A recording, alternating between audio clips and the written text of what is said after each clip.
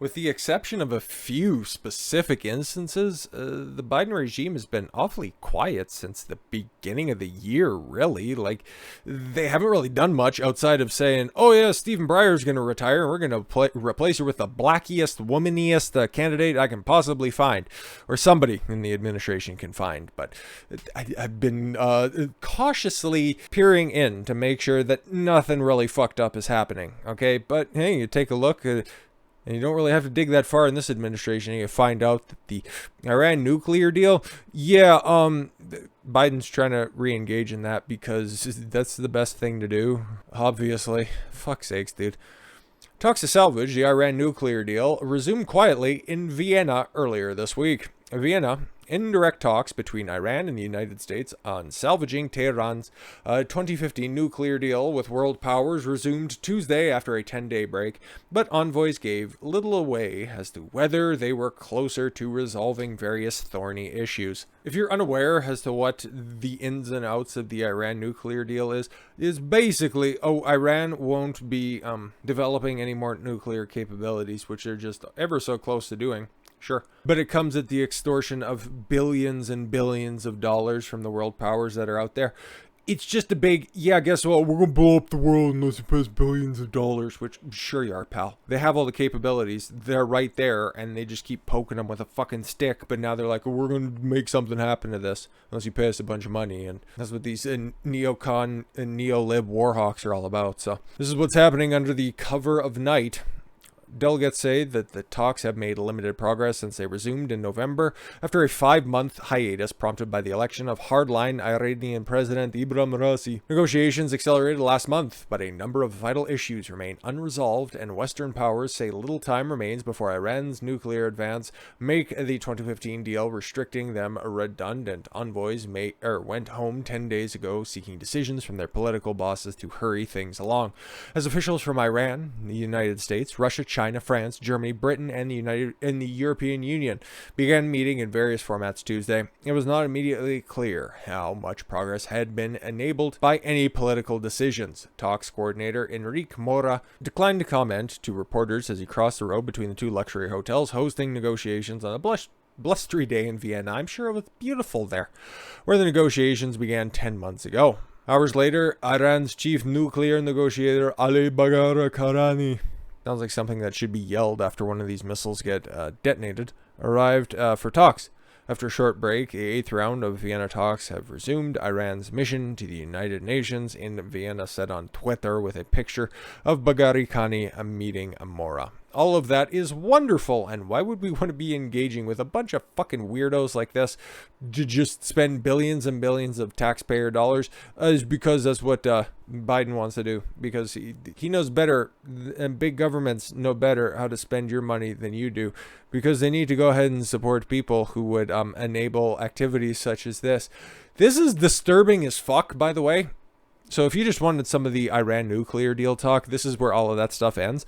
And this is where we get real-life honor killings. Yes, this isn't just a figment of your imagination. This isn't just one of those right-wing boogeymen. Oh my god, those evil sand people out there in the Middle East. They're out there just stoning people to death.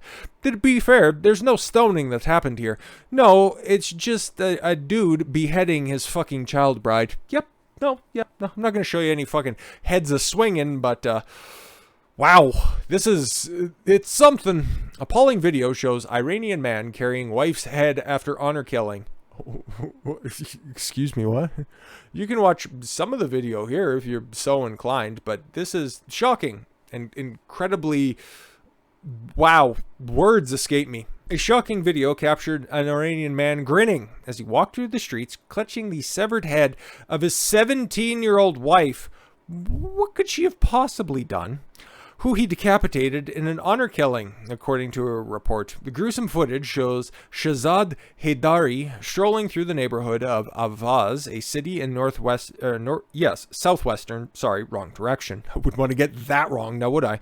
Province of Khuzestan on Saturday, with Mona Haidari's head in one hand and a blade in the other. How did both of those things get there, I wonder? East to West News reported. Mona, who also was Shahzad's... oh, God. So he beheaded his underage cousin wife's Oh my fucking... Why? Because figured out that his wife was fucking her cousin? Like, why would he... what's the justification for this? I don't get it.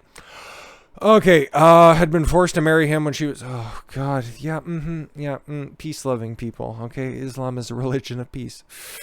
Forced to marry him when she was 12 years old, according to the Women's Committee on the National Council of Resistance of Iran. Yeah, Yep, and there's the man who's satisfied with the job that he did. Sorry for that, but this is so fucked. This is as fucked as she was when she was a teenager. She reportedly suffered domestic abuse when she was pressured to stay put for the sake of their 3-year-old. She's 7. I wish it was somebody else's head. Changing a couple of aspects of this picture. Nothing's different or anything. I'm just saying that of the two heads in the frame there, they're misplaced. Even though she had expressed her wish to divorce the brute. No! Oh, come on. A child rapist who would go on to behead his wife, a brute? No, come on. That's just a step too far, now don't you think? The teen finally escaped to Turkey, but remained after finding it tough to live alone in another country. Yeah, because, you know, Turkey would be such a better place to go. But I guess, fucking, when you're fleeing for your life, just push comes to shove, I guess. A few days later, Shahzad and his brother, oh god, allegedly tied her hands and chopped off her head. Yay. You get advice on how to decapitate a body from Chandler Halderson, perhaps. That's a reference nobody will get, but I laughed. Her body was dumped before her husband her cousin, let's not let that one slide, paraded her through the streets with her head. Oddly enough, he must have been doing that a long time ago, because there's not a lot of blood coming out of there. I'm just saying. Oh, God, these fucking savages. Just, the parking lots.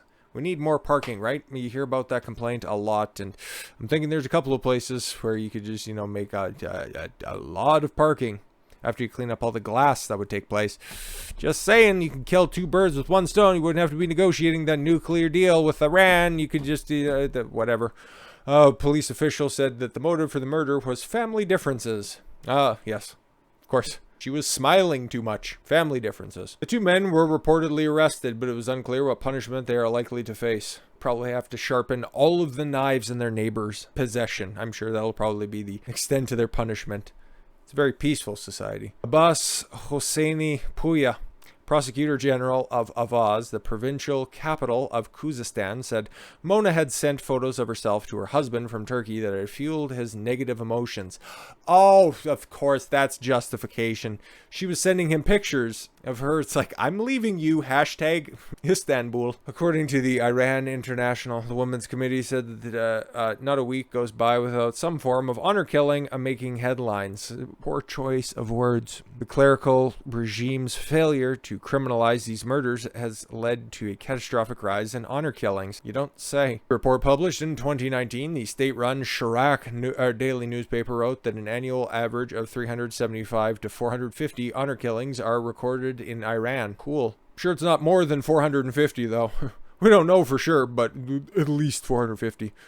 Catastrophic rise in honor killings in Iran is rooted in misogyny and the patriarchal cultural institutionalized into laws in society. Oh, can't everybody in the story just be beheaded already? Oh my god. Yes, it's the patriarchy. Yeah.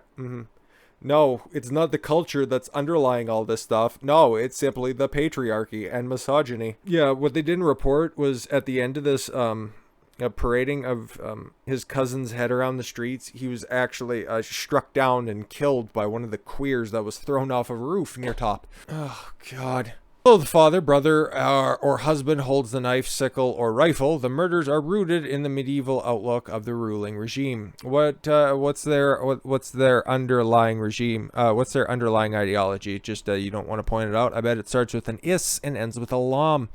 The clerical regime's laws officially denote that women are second-degree citizens owned by men. Yeah.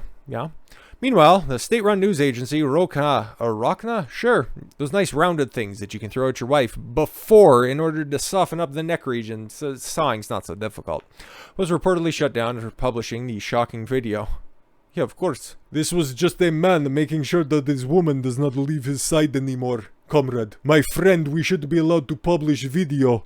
Why are you decrying this? Mostly peaceful religion. Ugh. Fucking disgusting. Let's lighten the tone a little bit. Let's talk about the overwhelming amount of murders in the most violent January in 50 years in the great city of Baltimore. What a fucking upper of a day we have here. With that said, thank you all very much for the gift of your time. I've been Don Consuelo. I want you to follow your gut and get after it. Take care, everyone.